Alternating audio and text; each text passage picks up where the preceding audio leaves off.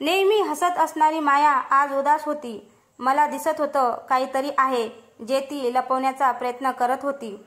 मी तिच्याकडे गेल्या अर्धा तास एकटक पाहत होते, तरी तिला त्याचा अंदाजही नव्हता. थोड्या वेळात तिचे डोळे भरून आलेले दिसले. मला आता राहावेना. मी पुढे जाऊन तिच्या खांद्यावर हात ठेवला. तितक्यात माया अनावर होऊन रडू लागली. जणू काही ती माझीच वाट पाहत होती. ती काही व्यक्त करण्याच्या मनस्थितीत नव्हती आणि मी तिला काही विचारण्याच्या. जवळजवळ 10 ते 15 मिनिटे ती मला मिठी मारून रडत होती आणि त्यामध्ये सुद्धा ती स्वतःसोबतच बोलत होती. मला थोडं ऐकू येत होतं, पण ते स्पष्ट नव्हतं. मी तिच्या पाठीवरून हात फिरवून समजावत होते. शांत हो, शांत हो, सगळं ठीक होईल असं समजावत होते. पण ती नाही होणार असं बोलून अजून रडू लागली. खूप प्रयत्न करून मी मायाला शांत केलं. तिला पाणी दिलं. माया आता शांत झाली होती.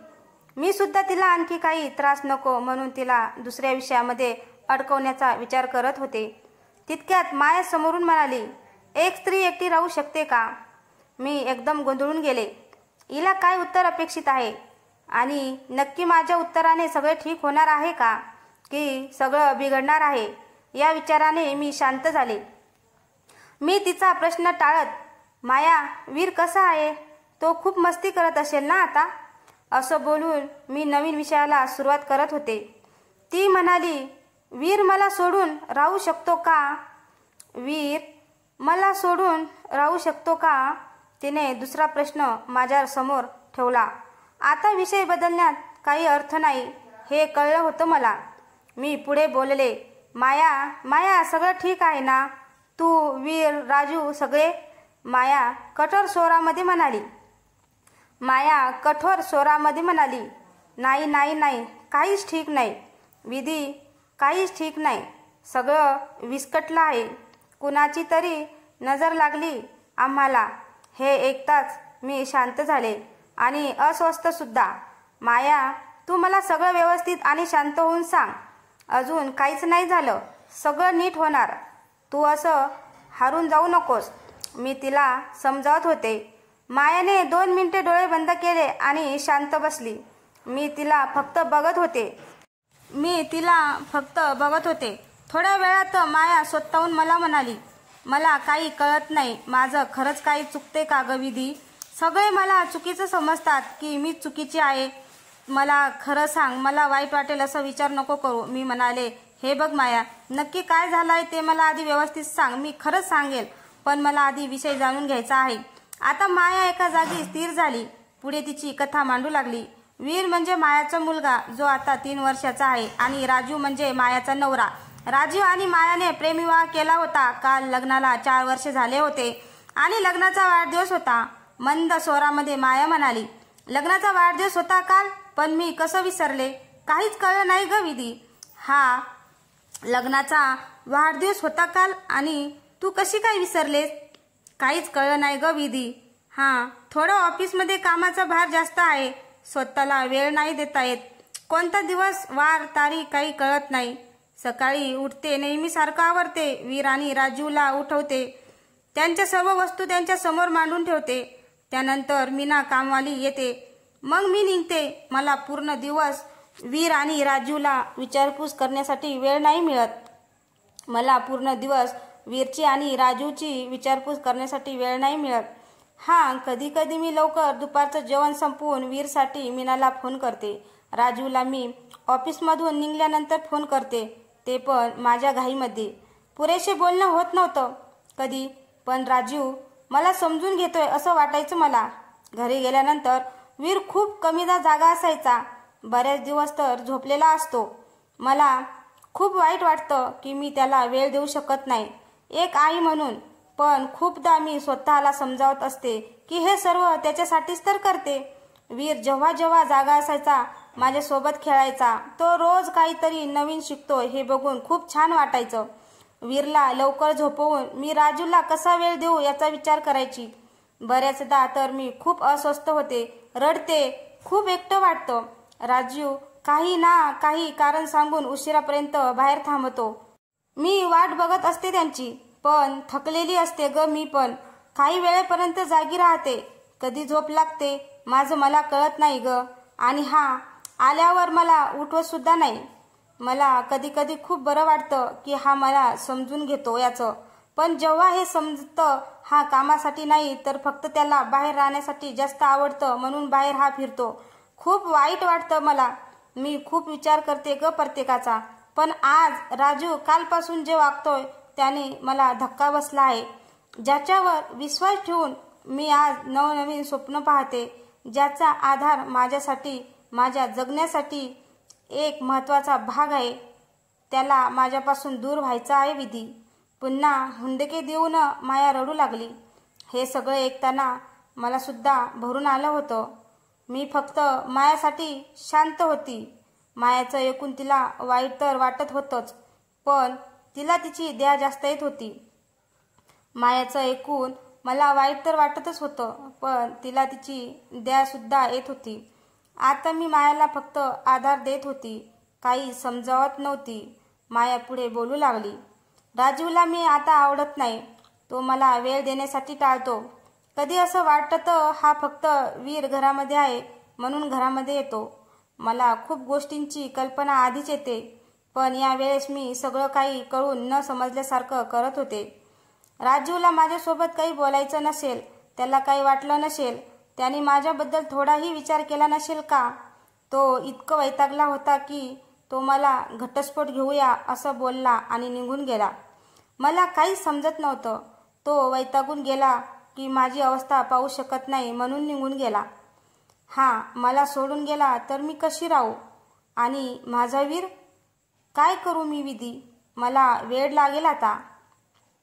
विधीने मायाच्या डोक्याला हात लावला आणि थोडं मायाला डोकं शांत ठेव म्हणून समजावत होती. मायाचं डोकं थोडं गरम झालं होतं. तितक्यात वीरच्या रडण्याचा आवाज आला. माया, वीरसाठी तुला स्वतःला सावरायचं आहे, हे लक्षात ठेव. वीर उठला आहे. वीर उठला आहे आता. तुला जवळ घेऊन काहीतरी खाण्यासाठी दे. वीर उठला आहे आता. त्याला जवळ घेऊन काहीतरी खाण्यासाठी दे, मग आपण नंतर बोलूया. असं म्हणून विधी स्वयंपाकघरामध्ये गेली. मला खरं तर मायाचं वाईट वाटलं होतं, पण राजूसोबत आता बोलायचं असं विधीने ठरवलं होतं. तिला आता दोन्ही बाजू जाणून घ्यायच्या होत्या. ती बेडरूममध्ये गेली आणि मायाला म्हणाली, तुला हवं तितकं इथे राहा, तुझं हक्काचं घर समजून. आणि वीरची मावशी आहे, विसरू नकोस. आणि मी वीरची मावशी आहे हे विसरू नकोस. मायाला आधार हवा होता. तिने ठरवलं होतं किती काही झालं तर आईबाबांना त्रास नाही द्यायचा. आता मी जे बोलली त्यावरून तिने आता माझ्याकडे राहायचं असं ठरवलं. थोड्या वेळात मी मायाला आराम कर तू पण असं सांगितले. काही महत्त्वाचं काम आहे असं सांगून मी घराबाहेर पडले. खरं तर ते महत्त्वाचं काम मायाला कळून नव्हतं द्यायचं. मी राजूला भेटण्यासाठी निघाली होती. राजूला आपण भेटूया का असं विचारून बघूया का? राजू नक्की कुठे आहे काही माहीत नाही. असे विचार करत करत मी राजूच्या ऑफिसमध्ये पोहोचली. तिने रिसेप्शनला चौकशी केली. राजू आहे का अशी. तेव्हा मला समजलं राजू एक महत्त्वाच्या मीटिंगमध्ये आहे. थोडा वेळ वाट बघूया असं बोलून मी थांबायचं ठरवलं. माझी नजर पूर्ण ऑफिसभर फिरत होती. प्रत्येक छोट्या छोट्या गोष्टींना निहाळत होती. संशयाने की उत्सुकतेने हे मलाही माहीत नव्हतं. काही वेळातच मला राजू समोर दिसला. राजू, मी कोणताही विलंब न करता आवाज दिला. विधी तू इकडे? मी गोंधळून गेली. या गोष्टीची मला कल्पनाच नव्हती की राजू ही आपल्याला काही विचारू शकतो. राजू पुढे म्हणाला, विधी ये ना, आतमध्ये बसून बोलूया आपण. मला काही सुचत नव्हतं. त्यामध्येच राजूच्या मागे मागे गेली. त्याने खाण्यासाठी काहीतरी मागवले होते. नंतर मला बोलतो, मॅडम आता तरी सांगणार का इकडे कशा आलात? आता मी थोडं स्पष्ट बोलायचं आणि विचारायचं ठरवलं होतं. मी म्हणाली, काय करणार? माझ्या मैत्रिणीने आणि भावाने पराक्रम असे केले तर यावं लागलं. हे ऐकताच राजूच्या चेहऱ्याचा रंग बदलला. तो म्हणाला, या विषयावर आपण नको बोलायला. ते सोडून काही असेल तर बोलूया. पण इतक्यात शांत राहणार ती विधी काय? मी इतका प्रवास करून हे ऐकण्यासाठी नाही आले. मला खरं आणि सर्व स्पष्ट हवंय. तुझं खरंच मायावर प्रेम होतं? मी घाईघाईने विचारून बसले. राजू खुर्चीवरून उठला आणि म्हणाला, विधी होतं म्हणजे मी अजूनही मायावर तितकंच प्रेम करतो, पण तिला कदाचित त्याची जाणीव नाही. तिला मी सोडून बाकी सर्व गोष्टी, व्यक्ती खूप महत्त्वाच्या वाटत आहेत. खूपदा असंही वाटतं हिला आपण हिच्या आयुष्यामध्ये नसलो तरी काही फरक नाही पडणार. तितक्यात मी त्याला थांबवलं आणि म्हणाली, मग आज माझ्या घरी येऊन बघणार का कोणाला किती फरक पडतोय की नाही ते. आणि कदाचित तू खुश आहेस वीर आणि मायाला तुला सोडून गेले आहेत तर. हे ऐकून वीरला खूपच जास्त वाईट वाटलं. राजू म्हणाला, मी जे अनुभवतोय ना ते कोणीच अनुभवायला नको असं वाटतं मला नेहमीच. मी पुढे विचारू लागले, म्हणजे नक्की काय चाललंय दोघांचं. दोघे एकमेकांशिवाय राहू शकत नाही, मग हे का चाललंय सर्व. राजू म्हणाला, माझ्याकडे नाही याचं उत्तर, पण ती आता आधीसारखी नाही राहिली. ती माझं काही ऐकत नाही. तिला हवं तसं वागते. हा काही गोष्टीमध्ये माझा हट्ट असतो. तिने माझं ऐकायला हवं, पण तेव्हाच तिचाही हट्ट असतो. मी काय ऐकू नेहमी. मला असं वाटतं तिला माझ्याबद्दल प्रेम आदर काही नाही उरला आहे. तिला तिच्या मनासारखं राहू दे, म्हणजे तिला माझा कोणताही त्रास नसेल ना. तिला तिच्या मनासारखं राहू दे म्हणजे तिला माझा कोणताही त्रास नसेल ना. राहिला प्रश्न वीरचा, तर मी त्याला कधी काहीच कमी पडू देणार नाही. आणि मायासाठी असा विचारही केला तरी तिला त्याची गरज भासत नाही. तिचं मनातलंही मला कळतं. तिला वाटतं हा माझा चांगला जॉब आहे, मी सगळं तू करतोस ते करते, मग मीच का तुझं ऐकायचं. आणि मी सर्व गोष्टी मी करू शकते. ती लग्नाचा वाढदिवसही विसरली. मग जिथे गरज नाही तिथे मी का थांबू. मी हसून म्हणाली, लहान आहात का. प्रेम म्हणजे गरज आहे का. तिला गरज नाही हे तुला वाटते, तेही कशासाठी, तर ती जॉब करते, हवं ते वागते म्हणून. लग्नाचा वाढदिवस विसरली. का विसरली. ती खूप मज्जा करते आणि त्यामध्ये तिच्या लक्षात नाही राहिलं असं का. ती काय जॉब करते, कुठे करते, कसं करते हे सगळं राजू माहीत आहे का तुला. त्यात तिला स्वतःसाठी किती वेळ असतो, वीरसाठी किती, आणि मग तुझ्यासाठी किती असतो हेही बघ. तुला हे एकदम मनापासून वाटतंय का की तिला तुझी गरज नाही, तिचं तुझ्यावर प्रेम नाही, कोणताच आदर नाही. याचं उत्तर राजूने दिलं नाही. पुढे मी त्याला समजावू लागले, हे बघ राजू, माया माझ्याकडे आल्यापासून फक्त आणि फक्त राजू असं कसं वागू शकतो. त्याचं माझ्यावर प्रेम नाही राहिलं का. मी इतकी वाईट आहे का. वीरची मम्मी पप्पा वेगवेगळे कसे राहणार. आणि महत्वाचं राजू मला समजून का नाही घेत हेच बडबडते. राजू, तिचं डोकं खूप तापलं आहे. तिला वेळ लागेल तुझ्या या घटस्फोटच्या मागणीने. राजू खूप शांत उभा होता. त्याच्याकडे काहीच बोलण्यासारखं उरलं नव्हतं असं त्याचं म्हणणं होतं. मी त्याला म्हणाली, चल आता तू माझ्या घरी यायचं आहे. माया आणि तू माझ्यासमोर बोलायचं आहे. मला बघायचं आहे नक्की कोणाला गरज नाही. राजूचा होकार नकार येण्याआधीच मी तिथून निघाली आणि मागे वळून म्हणाली, चल निघायचं आहे. राजूही माझ्या मागे निघाला. वीर आणि माया शांत झोपले होते. तितक्यात दरवाजा ठोकण्याचा आवाज आला. माया एकदम दचकून उठली. पुन्हा दरवाजा ठोकण्याचा आवाज आला. मायाला वाटलं आता मीच आली असेल, म्हणून ती थोडी घाईमध्ये दरवाजाकडे गेली. दरवाजा उघडताच तिला समोर माझ्यासोबत राजूही दिसला. मायाला काय करावं सुचेनासं झालं. तिने फक्त दरवाजा उघडला आणि वीरकडे बघून निघून गेली. राजूलाही कसं काय ते काही कळत नव्हतं. मी राजूला आतमध्ये ये आणि बस शांत, काही विचार न करता असं बोलून त्याला पाणी दिलं. मी मायाकडे जाऊन येते असं म्हणून आत गेली. मी मायाला आवाज देताच माया चिडली आणि म्हणाली, तू हे का केलंस विधी. त्याची इच्छा नाही माझ्यासोबत राहायची. तू का हे करतेस. असं जबरदस्तीने नाही टिकणार नातं.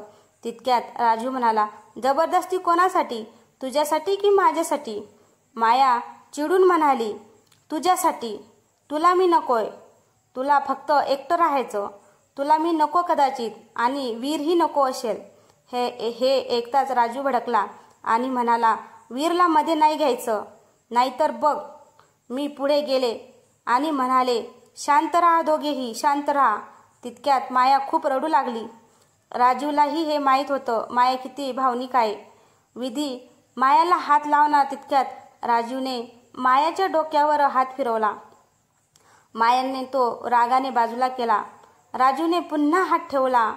तितक्यात माया उठली आणि राजूला मिठी मारून त्याला मारू लागली. का असं वागतोयस? का असं करतोयस? मी नाही राहू शकत तुझ्याशिवाय. कसं सांगू तुला?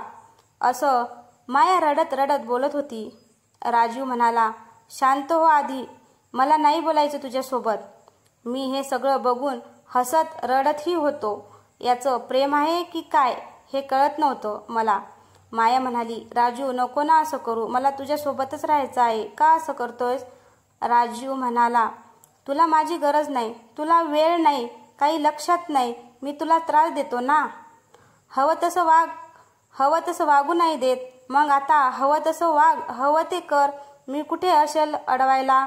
हे ऐकून माया त्याच्या गालावर किस करते आणि बोलते, लव यू ना. तू का समजून नाही घेत? राजू सुद्धा तिच्या कपाळावर किस करून म्हणतो, लव यू टू बेबी. मी दोघांनाही आनंदाने घट्ट मिठी करते आणि बोलते, लव यू बोथ ऑफ यू. तितक्यात वीर उठतो, तेही रडत. मग राजू वीरला उचलून घेतो आणि मायालाही जवळ घेतो. म्हणतो, मला पण तुझ्याशिवाय कोण आहे? तुम्हीच माझं सर्वस्व आहात ना. मी म्हणाली, हो ना. आता असलं लहान मुलासारखं भांडण करत बसू नका आणि हे घटस्फोट वगैरे तर बिलकुल नाही. माया आणि राजू मला खूप खूप धन्यवाद बोलतात आणि नेहमीच अशी आमच्यासोबत राहा असं बोलतात आणि तिघेही हसू लागतात. तर मित्रांनो, तुम्हाला ही आजची कथा कशी वाटली? कथा आवडल्यास लाईक, कमेंट, शेअर करायला विसरू नका आणि तसेच चॅनलवर नवीन असेल तर चॅनलला सबस्क्राईब करा. धन्यवाद.